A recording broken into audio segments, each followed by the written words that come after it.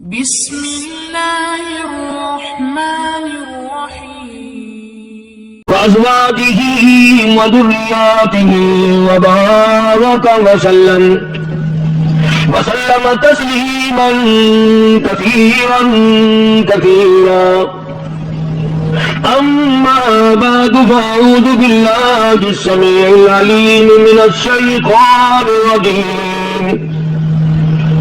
بسم الله الرحمن الرحيم. إذ قالت امرأة عمران رب إني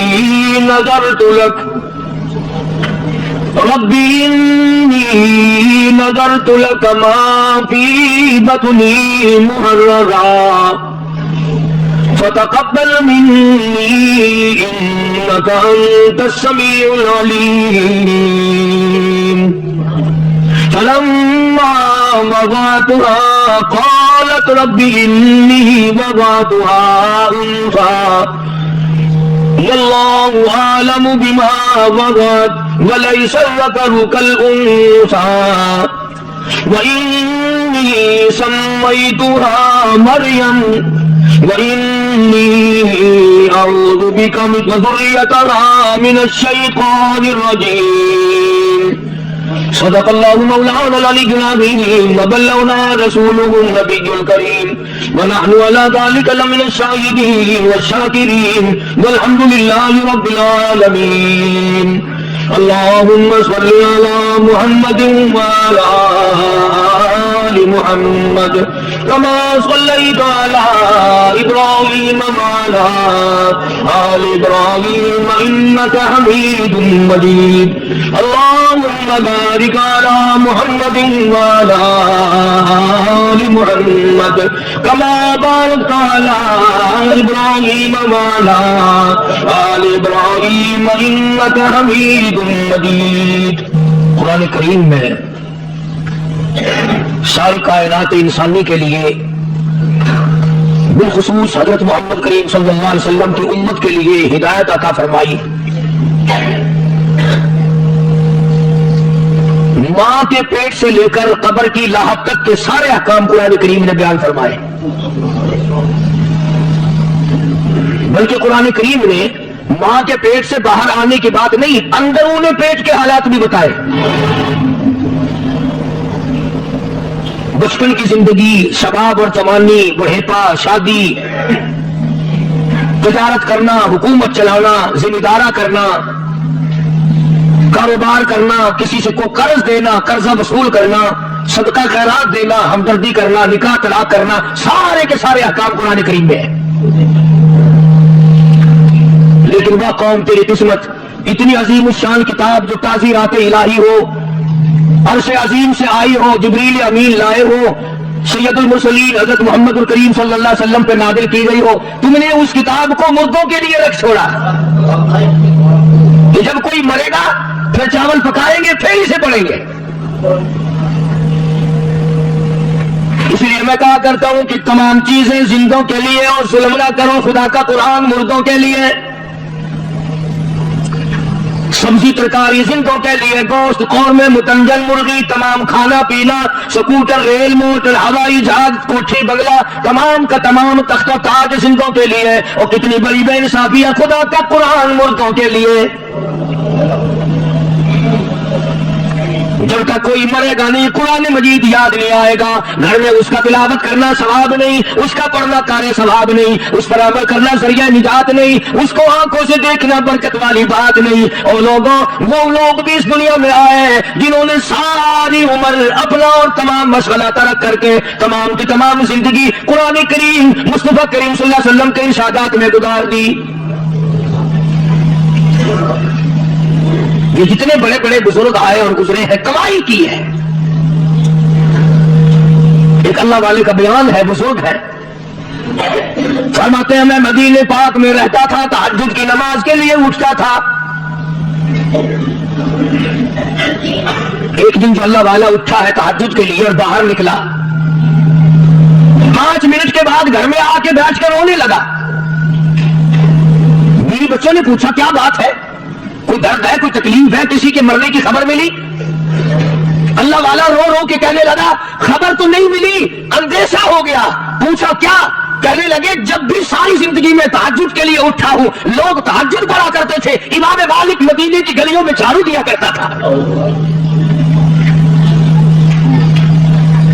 آج باہر نکلا ہوں, کسی گلی میں نظر نہیں آیا. ابھی رو ہی رہا تھا, مسجد نبوی کے چھت پہ کھڑے ہو کر کسی نے اعلان کیا, او مدینے والوں, امام مالک چل بسا ہے. محنت کر کر کے, خدمت کر کر کے لوگ جنتی بنے. آج لوگ پھونک مار کے جنت میں جانا چاہتے ہیں. اتنا بڑا عالم, اتنا بڑا بزرگ, اتنا بڑا محدث, صحابہ کا شاگرد, صحابہ کو دیکھنے والا امام مالک, دبدبہ اتنا, روب اتنا. مکے کے گورنر نے مدینے کے گورنر کو خط لکھا, مکے کے گورنر نے مدینے کے گورنر کو خط لکھا کہ میرا لڑکا امام مالک کے درس میں داخل کراؤ. حدیث شریف جو پڑھاتا امام مالک, اس میں داخل کراؤ میرے بیٹے کو.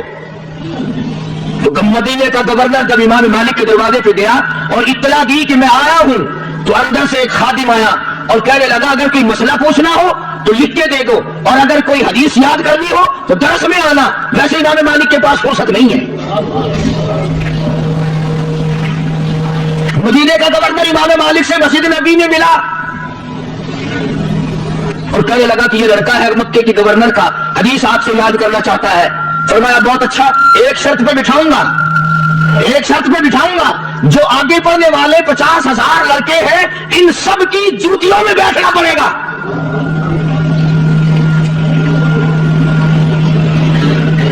تم جیسا ہوتا کر کے فوراً بھاگ جاتا لوٹی, یہاں تو انسان کی قدر ہی نہیں ہے. یہ کوئی مدرسہ ہے کہ نصیب چلا رکھی ہے؟ ارے نہیں, یہ علاج کیا کرتے تھے. غریبوں کے بیٹے آگے بیٹھے, گورنر کے بیٹے کو جوتیوں میں بٹھایا, اور ایک دو دن نہیں 2 سال تک مکے کے گورنر کا بیٹھا جوتیوں میں بیٹھ کر امام مالک سے رحمۃ اللہ علیہ سے حدیث سیکھتا رہا. 2 سال کے بعد امام مالک کی نظر پڑی, فرمایا تم گورنر مکہ کا بیٹا ہے کہ جی ہاں. فرمایا اب تجھے اجازت ہے کہ اگلی صف میں بیٹھ جایا کر. روب اتنا, دبدبہ اتنا, شان اتنی, اور ویسے اللہ اکبر خدمت گزاری اتنی, ساری عمر مدینے کی گلیوں میں جوتا نہیں پہنا.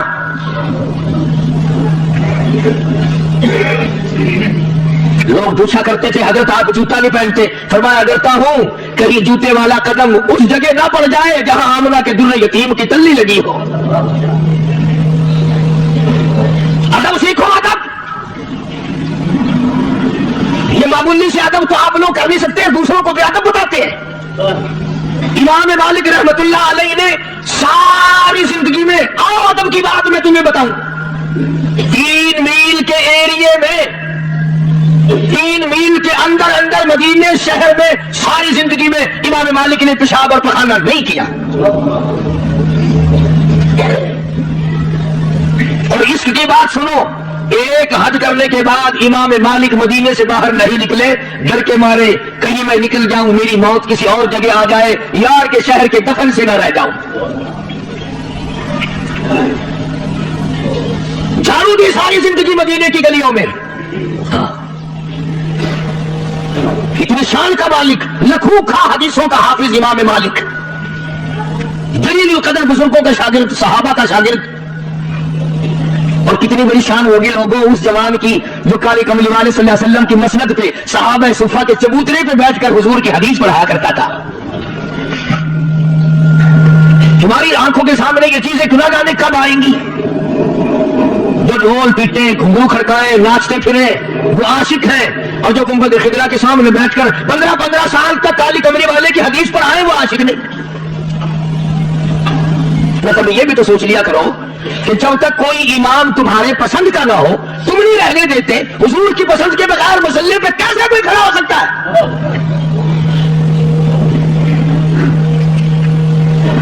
امام مالک رحمت اللہ علیہ نے اتنا بڑا ادب کر کے دکھلایا. شیخ الاسلام شیخ العرب والعجم حضرت مولانا سید حسین احمد صاحب مدنی رحمت اللہ علیہ نے 16 برس تک گنبد خضرا کی جالیوں کی چھاؤں میں بیٹھ کر پیغمبر کی حدیث پاک پڑھائی.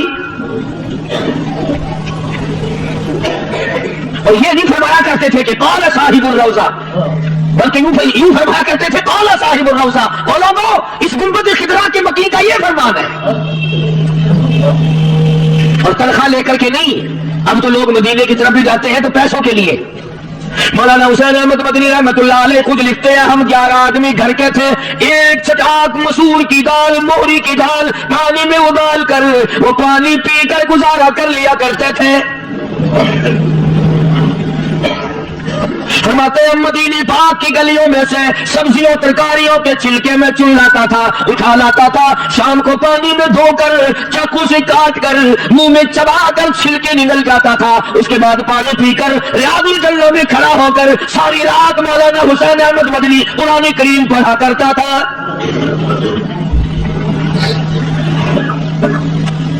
اندازہ لگا کس شان کے لوگ تھے، کن عظمتوں کے لوگ تھے. آج تو چکر میں لگتا ہے تو پلے کچھ نہیں پڑتا. تو قرآن کریم نے ہر چیز بیان فرمائی. یہ جو ہماری نظر نیاز ہے، نظر مانتے ہیں، منت مانتے ہیں، قرآن کریم نے اس کو بھی بیان فرمایا. چھوڑا تو کچھ بھی نہیں نا. بچہ بیمار ہو گیا، یا اللہ اسے شفا دے، تندرستی دے، خیر عطا فرما، تیرے نام پہ بکرا خیرات کروں گی، چھترا خیرات کروں گی. کچھ روپے بول دیے، غلہ بول دیا، کوئی کپڑا بول دیا کہ میں یہ خیرات کروں گی تیرے نام پہ. یہ ہے نظر. اللہ کے نام کے سوا کسی اور کا، اللہ کا تو آج کل کم لوگ نظر مانتے ہیں. کیوں؟ اللہ میاں تو بوڑھا ہو گیا، ریٹائر ہو گیا، پینشن پہ گیا ہوا ہے. اب تو اور بتیرے آ گئے نا. فلانی تیر دی جاتے چھنڈی لوہے سا ایڈی بڑی چوٹی رکھ دیں نا بال دے سر دے ہوتے، اور فلانی جا کے چوٹی لہے سا. کرار دا پتر اگر چوٹی رکھ لے تو وہ کرار ہے، تو مسلمان دا پتر چوٹی رکھی پھرے تو وہ مسلمان ہونے میں کوئی فرق نہیں آتا. قرآن کریم نے اس چیز کو وضاحت سے فرما دیا. حضرت مریم علیہ السلام کی والدہ ہے. اس قالت امرأة عمران،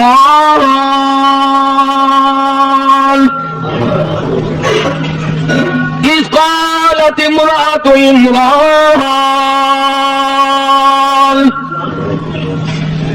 مریم علیہ السلام کی والدہ نے، عمران کی گھر والی نے نظر مانی، نیاز مانی، منہوتی منی.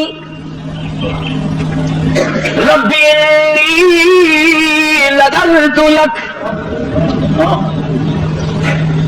یہ قرآن کریم میں نے نہیں بنایا، کسی دیوبندی نے نہیں بنایا، کسی اہل حدیث نے نہیں بنایا، کسی اور مذہب والے نے نہیں بنایا.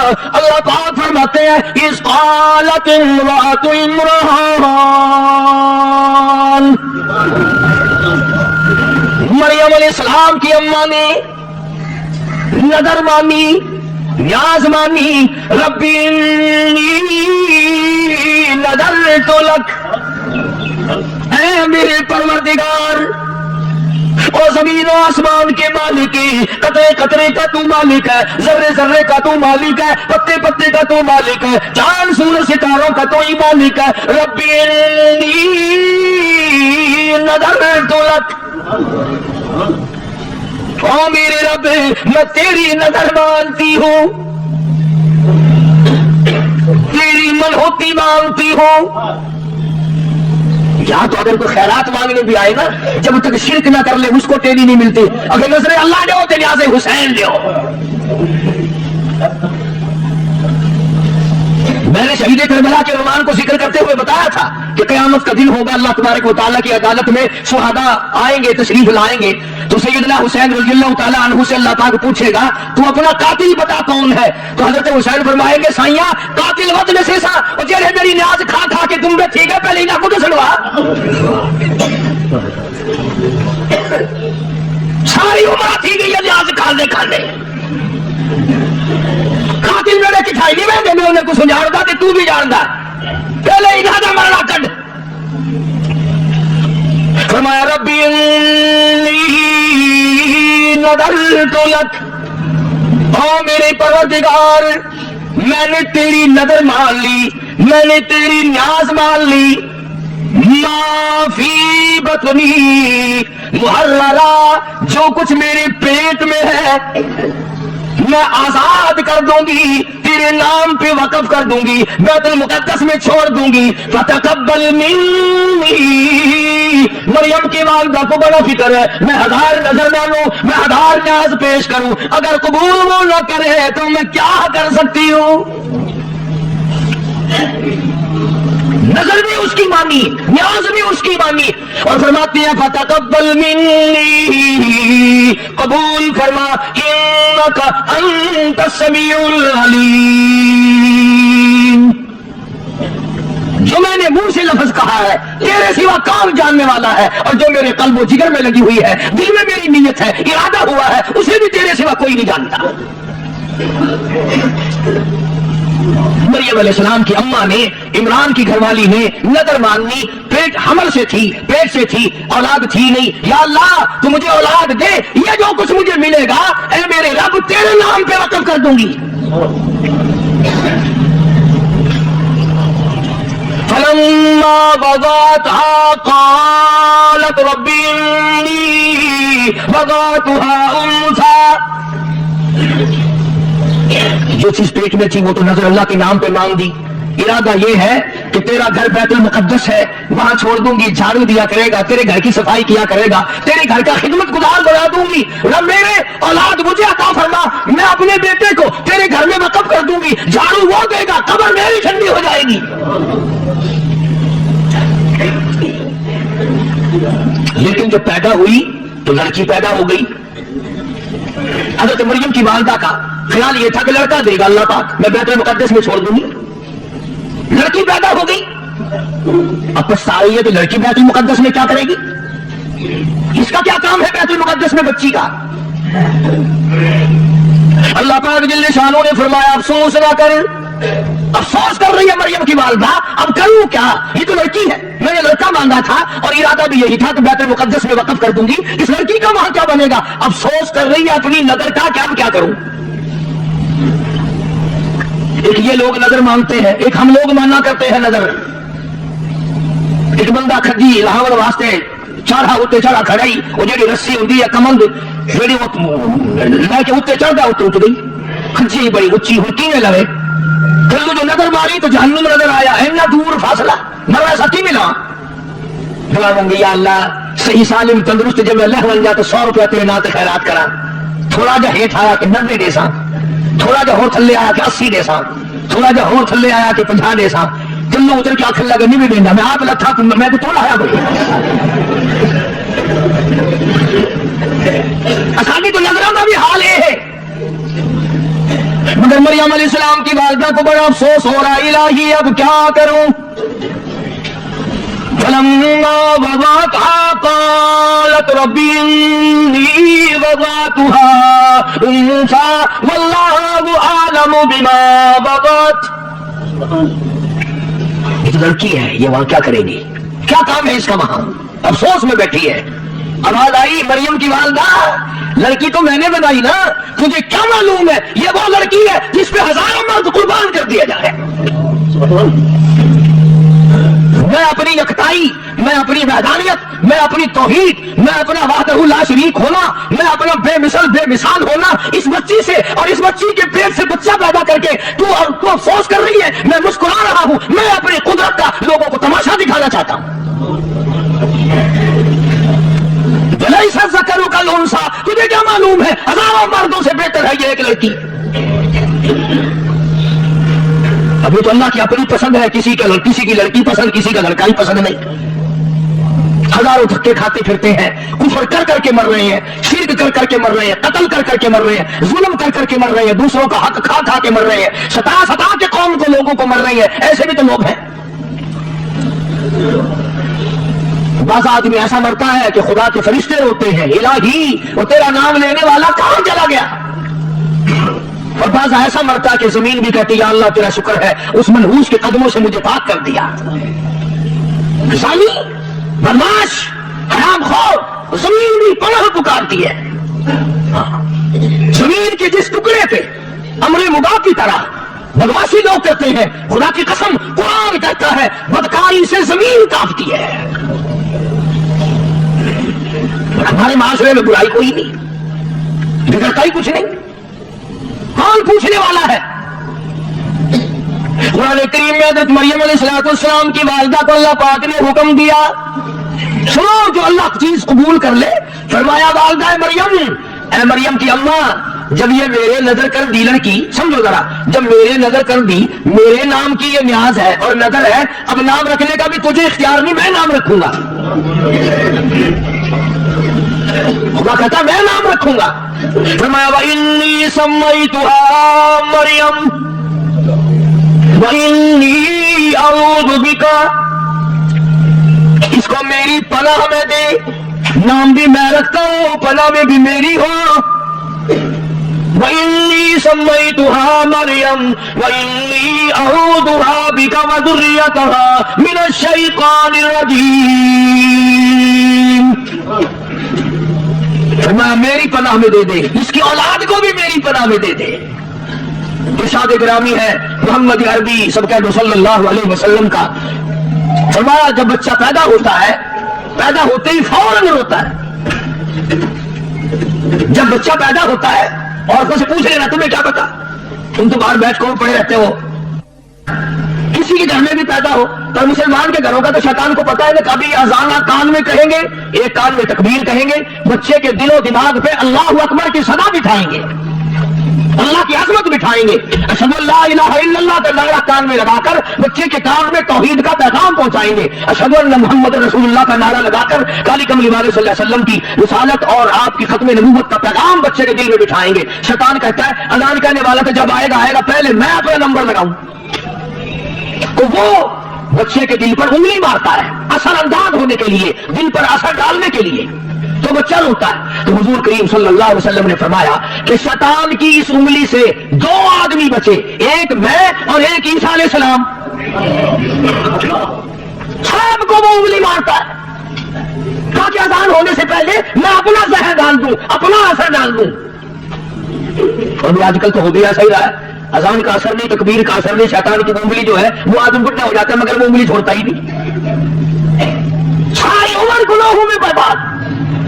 حالانکہ مجذوب کہتا کہ سب کے سب ہے راہ روے کوئے فنا، سب کے سب ہے راہ روا کوئے فنا، بہ رہی ہے ہر طرف جوئے فنا، ہر طرف بربادی اور فنا کا مقام دار دارا ہے۔ اسی کو کہتا ہے کہ سب کے سب ہے راہ روے کوئے فنا، بہ رہی ہے ہر طرف جوئے فنا، آتی ہے ہر چیز سے بوئے فنا، کون باقی رہے گا؟ ہر طرف سے فنا کی بربادی ہے، نہ یہ بلڈنگ رہیں گی، نہ یہ عمارت رہیں گی، نہ یہ بنگلے رہیں گے، نہ یہ تخت و تاج رہیں گے، نہ یہ آسمان رہے گا، نہ یہ پہاڑ، نہ یہ زمین، نہ یہ سمندر، نہ یہ دریا، نہ یہ باغ و بہار، کوئی شے نہیں رہے گی، تمام